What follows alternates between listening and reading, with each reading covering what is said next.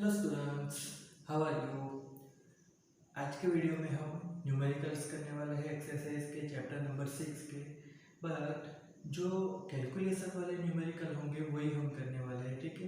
जो knowledge based numerical होंगे, ठीक है, वो नॉलेज बेस्ड न्यूमेरिकल आपको खुद करने पड़ेंगे। तो जो कैलकुलेशन वाले हैं उसमें हम स्टार्ट कर रहे हैं न्यूमेरिकल 6.2 से। अब ये जो 6.2 है उसमें क्या बोला गया है कि ये कोई टेबल है, टेबल पर कोई 2 kg का मास वाला एक बॉक्स है। इसके ऊपर क्या हो रहा है कि कोई एक डायरेक्शन में 7 न्यूटन जितना फोर्स अप्लाइड हो रहा है। अब ये जो टेबल की सरफेस और बॉक्स की सरफेस है वहाँ का कोएफिशिएंट ऑफ फ्रिक्शन म्यू वो हमको दिया है 0.1, ठीक है। इतनी डिटेल हमको दी हुई है। तो हमको यहाँ पर क्या होगा कि कुछ चीज़ें फाइंड करनी होगी। तो क्या क्या है वो फाइंड करना। वो पहला है कि work done by applied force. तो work done by applied force, फिर दूसरा आएगा वर्क डन बाय फ्रिक्शन, फिर आएगा work done by net force, और चौथा है चेंज इन काइनेटिक एनर्जी। अब ये सारे के सारे क्या है 10 सेकंड के टाइम के लिए हमको करने हैं, ठीक है। अब देखो तो सबसे पहले तो यहाँ पर क्या होगा कि हमको म्यू की वैल्यू दिया हुआ है, ठीक है। तो हमारे पास नेट फोर्स अप्लाइड फोर्स जो एफ है वो कितना है, तो 7 न्यूटन है। फ्रिक्शन क्या हो जाएगा, तो वो हो जाएगा mu into an equal to mu into m into g. तो म्यू है 0.1, एम यानी मास है 2 और जी है 9.8, ठीक है। तो इस तरीके से आप देखोगे तो जो फ्रिक्शन होगा वो फ्रिक्शन की वैल्यू आ जाएगी 1.96 न्यूटन। तो ये हमारा क्या है अप्लाइड फोर्स है, ठीक है। ये हमारा फ्रिक्शन आ गया। तो नेट फोर्स क्या हो जाएगा, तो नेट फोर्स क्या होगा F minus small F. Net force को हम एफ डैश बोलते हैं। तो वो क्या हो जाएगा 7 माइनस 1.96। तो हमारा जो आंसर होगा वो हो जाएगा 6.04। अब एक चीज है यहाँ पर समझने वाली कि ये एक बॉक्स है, इसको आप टेबल के ऊपर फोर्स लगा रहे हो, ठीक है। तो आप जो फोर्स लगाओगे वो तो अप्लाइड फोर्स होगा ना, ठीक है। बट यहाँ पर आप समझो कि हो क्या रहा है कि जो टेबल और बॉक्स है उसकी सरफेस पर क्या हो रहा है, फ्रिक्शन हो रहा है ना। तो क्या होगा कि ये डायरेक्शन में लगेगा फोर्स और ये डायरेक्शन में भी फोर्स लगेगा ना। तो क्या होगा कि मतलब इधर तो अप्लाइड फोर्स जा रहा है बट इधर क्या होगा फ्रिक्शन फोर्स लगेगा ही, क्योंकि दो सरफेस एक दूसरे के कांटेक्ट में है। तो होगा क्या कि फ्रिक्शन लगेगा तो वो तो ऑलवेज ऑपोजिट डायरेक्शन में लगेगा, opposite to the applied force. तो यहाँ पर क्या होगा कि हमने 7 न्यूटन जितना अप्लाइड फोर्स लिया हुआ है, बट ड्यू टू फ्रिक्शन क्या होगा कि नेट फोर्स वो कुछ कम ही आएगा। ये चीज समझने वाली है, ठीक है। तो ये क्या हो गया कि नेट फोर्स मिल गया हमको। अब दूसरी चीज कि यहाँ पर नेट फोर्स 6.04 है। तो according to Newton second law acceleration क्या मिलेगा एफ डैश बाय एम। तो वो हो जाएगा 6.04 डिवाइड बाय 2। तो आंसर आ जाएगा 3.02। ये क्या हो जाएगा मीटर पर सेकंड स्क्वायर। ये क्या हो जाएगा तो एक्सेलरेशन ऑफ बॉक्स हो जाएगा। अब यहाँ पर हमको क्या करना होगा कि जो बॉक्स है वो यूनिफॉर्म एक्सेलरेशन से मोशन करता रहेगा, ठीक है। तो वो 10 सेकंड में, ठीक है, 10 सेकंड में कितना डिस्प्लेसमेंट करेगा। तो एक चीज है कि इनिशियली क्या हो रहा है कि जो बॉक्स था वो एट रेस्ट था, मतलब इनिशियल वेलोसिटी इसकी जो v0 होगी वो क्या हो जाएगी 0 रहेगी। तो डिस्प्लेसमेंट इन 10 सेकंड वो क्या हो जाएगा हमारे लिए, तो s इक्वल टू हम क्या लिखेंगे 1/2 a t², ठीक है। 0 प्लस कर देते हैं v0 क्या आता है वो 0 हो गया। तो ये क्या मिलेगा 1/2 6.02 और t स्क्वायर मतलब 10 का स्क्वायर।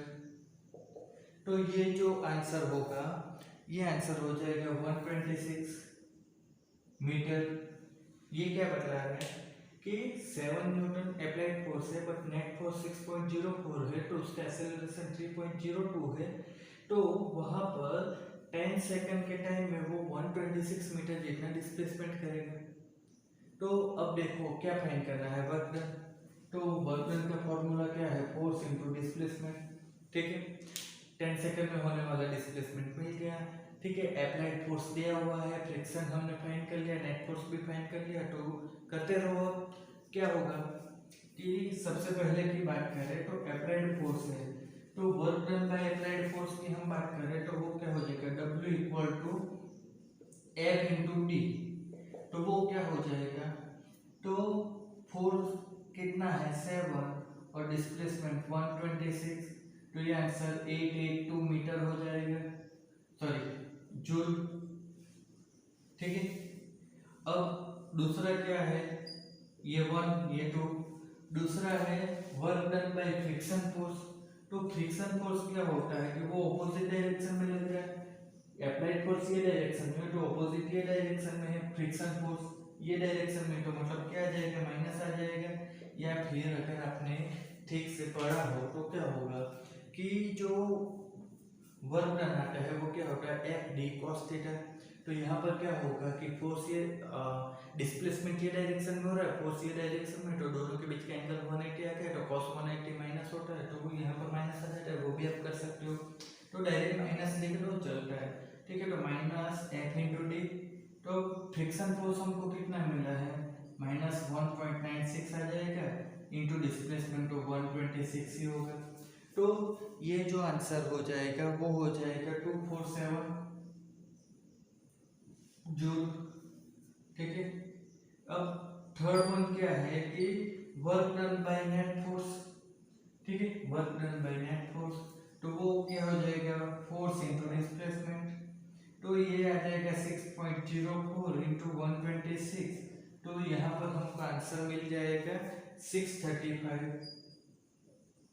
ये एक्चुअली माइनस है। ठीक है, अब आप यहाँ पर क्या कर सकते हो कि जो अप्लाइड फोर्स है उसमें से फ्रिक्शन वाला माइनस कर दो, तो वो नेट फोर्स का डिस्प्लेसमेंट भी मिल सकता है, वो भी कर सकते हो। अब फोर्थ है चेंज इन काइनेटिक एनर्जी, तो मतलब डेल्टा के हमको फाइंड करना है। तो डेल्टा के क्या होगा, तो वो हो जाएगा वर्क डन।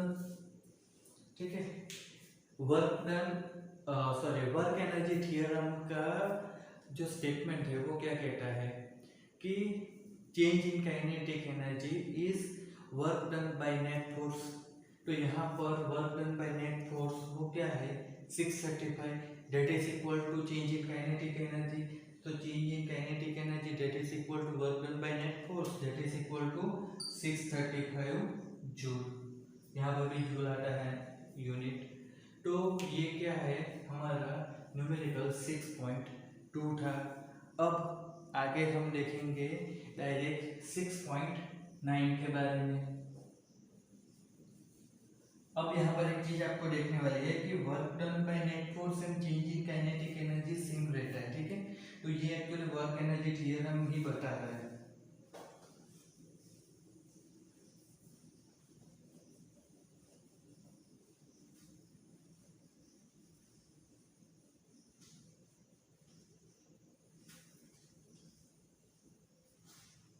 नेक्स्ट न्यूमेरिकल हमारा 6.9 है। 6.9 में हमको करना क्या है कि जो पावर है वो टाइम के साथ, ठीक है, इनिशियली जब कोई बॉडी रेस पर होता है और फिर वो क्या होगा कि कांस्टेंट एक्सेलरेशन के साथ मूव होगा, तो वहाँ पर जो पावर होता है वो टाइम के साथ कौन से प्रोपोर्शन में रहता है वो हमको बताना है।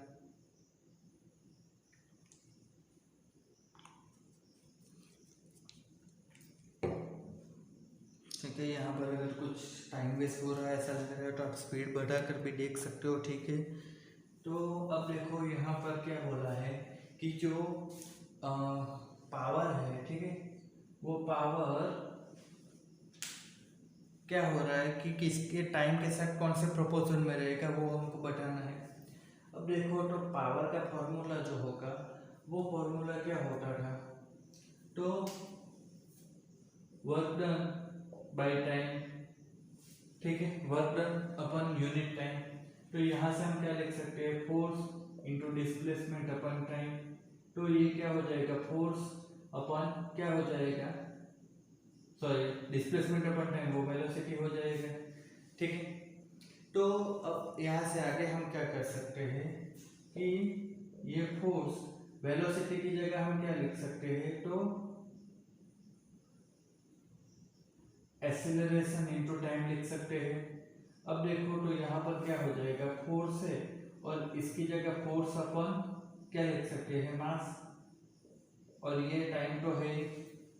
अब देखो तो क्या हो जाएगा, जो फोर्स है उसका स्क्वायर और नीचे क्या आ जाएगा, सॉरी फोर्स का स्क्वायर हो गया, नीचे हम मास का स्क्वायर कर लेते हैं, ठीक है। तो ये क्या हो जाएगा कि हमको यहाँ पर मास के साथ मल्टीप्लाई करना रहेगा। तो अब देखो तो यहाँ पर क्या हो जाएगा, फोर्स अपन मास, तो वो हो जाएगा एक्सेलरेशन का स्क्वायर, ये मास एज इट इज और ये टाइम भी एज इट इज। तो P इक्वल टू हमको क्या मिलेगा, acceleration into mass into time. अब देखो तो यहाँ पर क्या बोला है कि यूनिफॉर्म एक्सेलरेशन के साथ मोशन कर रहा होगा, तो क्या होगा कि ये हम P प्रोपोर्शनल टू T लिख सकते हैं, क्योंकि मास तो कभी मोशन में होने से मास कभी चेंज नहीं होता है। तो यहाँ पर हम क्या बता सकते हैं कि जो पावर है वो T का पावर 1 के साथ क्या होगा, प्रोपोर्शनल रहता है। ये हमारा 6.9 है, ठीक है। अब नेक्स्ट हम देखेंगे 6.10। तो 6.10 में हम क्या बोला गया है कि a body is moving unidirectionally under the influence of source of constant power, its displacement in time t is proportional to। अब यहाँ पर क्या बोला गया है कि जो डिस्प्लेसमेंट है वो टाइम के साथ कौन से प्रोपोर्शन में रहता है। तो 6.10 की हम बात करें तो वहां पर हमको देखो तो क्या बोला गया है कि कांस्टेंट पावर है, ठीक है। तो P इक्वल टू हमको क्या मिलता है, W अपन T। अब यहाँ से हम क्या लिख सकते हैं, W equal to P into T लिख सकते हैं, पावर तो कांस्टेंट है, तो ठीक है। तो अब देखो पावर है तो इधर क्या है, वर्क। तो according to work energy theorem क्या लिख सकते हैं, 1/2 mv², ठीक है। इधर क्या हो जाएगा, P into T as it is, P constant है इसलिए हमने P को एज इट इज रखा। अब देखो तो v² है तो v² क्या हो जाएगा, 2p अपन m इंटू टी, v हो जाएगा √2p m और t रेज तो 1/2 लिख रहे हैं, ठीक है। t की जरूरत है, t के कौन से प्रोपोर्शन में वो बताने के लिए। अब देखो तो v की जगह हम क्या लिख सकते हैं, dx/dt लिख सकते हैं, और ये 2p/m t रेज टू 1/2। तो कुछ तो आइडिया होगा कि क्या करना होगा, तो dt को इधर ले जाओ और फिर इंटीग्रेशन करना है। तो इंटीग्रेशन में dx इक्वल टू इधर क्या हो जाएगा, √2p/m। पावर कांस्टेंट बोला है, मास तो कांस्टेंट रहता ही है, ठीक है। तो क्या हो जाएगा, integration of t raise to 1/2 और dt। तो ये इंटीग्रेशन ऑफ dx ये क्या बन जाएगा, x, ये क्या बन जाएगा √2p/m, और ये हो जाएगा t रेज टू 3/2 अपन 3/2। तो x इक्वल टू हमको यहाँ से क्या मिलेगा, x इक्वल टू मिलेगा 2/3 √2p/m और t रेज टू 3/2। तो यहाँ से हम क्या लिख सकते हैं कि जो डिस्प्लेसमेंट है वो क्या होगा, t रेज टू 3/2 के प्रोपोर्शनल में है।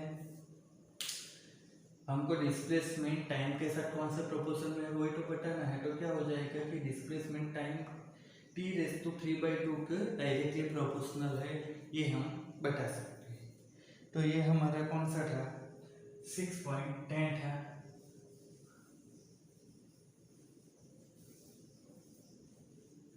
यहाँ पर वापस आप लोग स्पीड बढ़ाकर भाग सकते हो। मैं बोर्ड साफ कर रहा हूँ तब तक।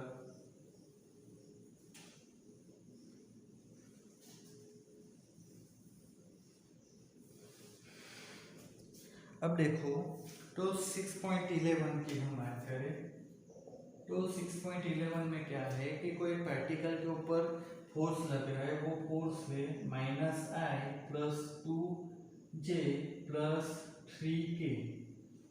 इस तरीके से फोर्स लग रहा है। अब ये फोर्स की वजह से क्या हो रहा है कि जो पार्टिकल है उसका जेड डायरेक्शन में 4 मीटर जितना क्या हो रहा है कि डिस्प्लेसमेंट हो रहा है। तो हमको यहाँ पर वर्क डन फाइंड करना है। तो वर्क डन हमारे लिए क्या हो जाएगा, तो work done equal to F.D हो जाएगा। तो अब देखो, तो यहाँ पर क्या हो जाएगा, F की वैल्यू क्या है -I + 2J + 3K और D की वैल्यू हो जाएगी 4K। तो अब फर्स्ट वीडियो 6 चैप्टर का देखा ही होगा, I × K 0 होता है, J × K वो भी 0 होता है, ओनली K × K 1 होता है। ठीक है, तो 0 0 का मल्टीप्लिकेशन तो 0 रहेगा। तो यहाँ पर क्या हो जाएगा 3 × 4, ठीक है, और ये क्या हो जाएगा K × K, तो ये हो जाएगा 12 और ये हो जाता है 1। तो हमारा यहाँ पर आंसर क्या हो जाएगा कि work done by applied force, और वो क्या हो जाएगा आंसर 12 जूल आएगा। ठीक है, अब 6.12 की हम बात कर रहे हैं। तो 6.12 में हमको क्या बोला गया है कि electron and proton are detected in cosmic ray experiment. The first with kinetic energy 10 kilo electron volt and second with 100 kilo electron, which is faster, the electron or the proton। ठीक है, तो एक एक्सपेरिमेंट किया जा रहा है, उसमें क्या हो रहा है कि इलेक्ट्रॉन और प्रोटॉन मिल रहे हैं। अब दोनों के पास कुछ काइनेटिक एनर्जी है, बट काइनेटिक एनर्जी का फॉर्मूला तो पता होगा 1/2 kmv²। ठीक है, तो कौन सा फास्टर होगा और कौन सा स्लोअर, वो हमको बताना है। अब देखो 6.12 की हम बात कर रहे हैं, तो 1/2 mv² ये फॉर्मूला है। तो ये किसका फॉर्मूला है, काइनेटिक एनर्जी का। तो इसका मतलब क्या होगा कि काइनेटिक एनर्जी मास के ऊपर भी डिपेंड करेगी, वेलोसिटी के ऊपर भी डिपेंड करेगी। अब हमको बताना है कि कौन सा फास्ट है। फास्ट से बताना है मतलब क्या होगा, तो वेलोसिटी, हमको वेलोसिटी का रेशियो लेना पड़ेगा, फिर कंपेयर करना पड़ेगा वेलोसिटी, तो ही हम बता सकते हैं कौन फास्ट है कौन स्लो है। तो हमको यहाँ पर क्या करना होगा कि देखो इलेक्ट्रॉन और प्रोटॉन ये दोनों की बात की गई है। ठीक है, तो यहाँ पर हम क्या लिख सकते हैं, हाँ ठीक है, तो Ke मतलब क्या होगा कि काइनेटिक एनर्जी ऑफ इलेक्ट्रॉन, तो वो क्या होगी 1/2, वो कांस्टेंट है। मास किसका आएगा, इलेक्ट्रॉन का। वेलोसिटी किसकी आएगी, इलेक्ट्रॉन की। अब दूसरा हम क्या कर रहे हैं, Kp kinetic energy of proton, तो यहाँ पर क्या हो जाएगा 1/2 mp mass of proton, Vp मतलब mass of velocity of proton. अब देखो, तो यहाँ पर क्या होगा 1/2 कैंसिल हो जाएगा। ठीक है, तो ve² अपॉन vp²। ठीक है, हमको तो वेलोसिटी से मतलब है, तो वेलोसिटी को सब्जेक्ट बनाओ, तो क्या हो जाएगा, तो ke mp ये रेशियो आ जाएगा, और नीचे क्या बचेगा kp mp, मतलब काइनेटिक एनर्जी और मास एक दूसरे के क्या हो जाएंगे, सॉरी एक दूसरे ऑपोजिट पार्टिकल के काइनेटिक एनर्जी और मास का मल्टीप्लिकेशन आ गया। अब दोनों साइड से हम क्या कर रहे हैं, स्क्वायर रूट ले रहे हैं, तो Ve/Vp वो क्या हो रहा है, तो वो हो रहा है अंडर रूट में Ke mp divide by Kp me। ठीक है, अब देखो, तो यहाँ पर क्या हो रहा है कि जो Ke है मतलब काइनेटिक एनर्जी ऑफ इलेक्ट्रॉन, वो हमको यहाँ पर दिया हुआ है 10 के इलेक्ट्रॉन वोल्ट और Kp वो दिया है 100 keV, ठीक है। हाँ, और एक चीज ये भी है कि 1 electron volt equal to 1.6 into 10⁻⁹ joule.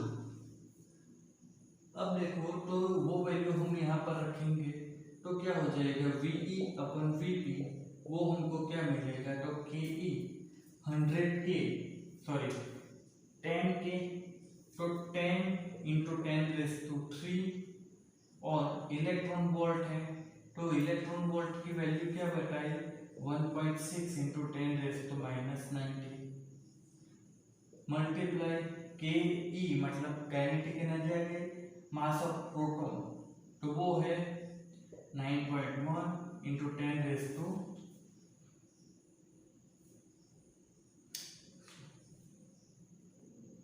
अरे यहाँ पर गलती हो गई, पूरा वैल्यू कर दिया, वैल्यू ठीक है, वैल्यू ठीक है, ठीक है, गलती यहाँ पर हुई है।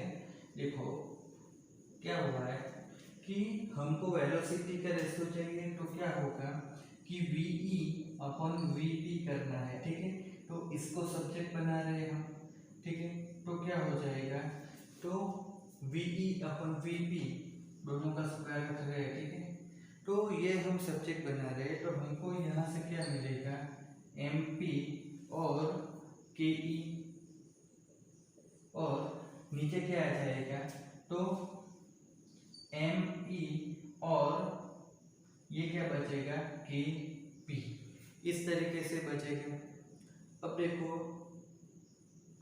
तो अंडर रूट लेना है, ठीक है, ये हमने ले ही लिया है, ठीक है, तो यहाँ पर एक्चुअली क्या हो रहा है कि मास ऑफ प्रोटॉन ऊपर मास ऑफ प्रोटॉन आ रहा है, ठीक है, और नीचे मास ऑफ इलेक्ट्रॉन आ रहा है, तो वो हमने सेम ही कर दिया है एक्चुअली। तो VE बाई VP, अब देखो मास ऑफ प्रोटॉन, ठीक है, तो मास ऑफ प्रोटॉन क्या होता है 1.6 इंटू 10⁻⁻27 और KE मतलब क्या होगा, तो 10 इंटू 10⁻³ 10 किलो है तो उसका 10⁻³ आया है, और इलेक्ट्रॉन वोल्ट है तो वो है 1.6 इंटू 10⁻⁹ डिवाइड बाई क्या होगा, तो मास ऑफ इलेक्ट्रॉन तो वो हो जाएगा 9.1 इंटू 10⁻31 होगा इंटू 100 इंटू किलो का 10⁻³ इंटू 1.6 इंटू 10⁻⁹ तो अब देखोगे तो यहाँ से क्या हो जाएगा ये पूरा और यहाँ से ये पूरा कैंसल हो जाएगा, तो VE अपन VP वो क्या बचेगा, तो 1.6 इंटू 10⁻⁻27 और नीचे बचेगा 9.1 इंटू 10⁻, ये 10 इसके साथ मल्टीप्लाई हो जाएगा तो -30 हो जाएगा, तो यहाँ से हमको क्या मिलेगा, तो 1.6 डिवाइड बाई 9.1 करो तो वो हो जाएगा हमको पूरा 1.6 और 9.1 और ये आंसर हमारा क्या हो जाएगा, तो ऊपर चला जाएगा तो ये 10⁻+3 हो जाएगा।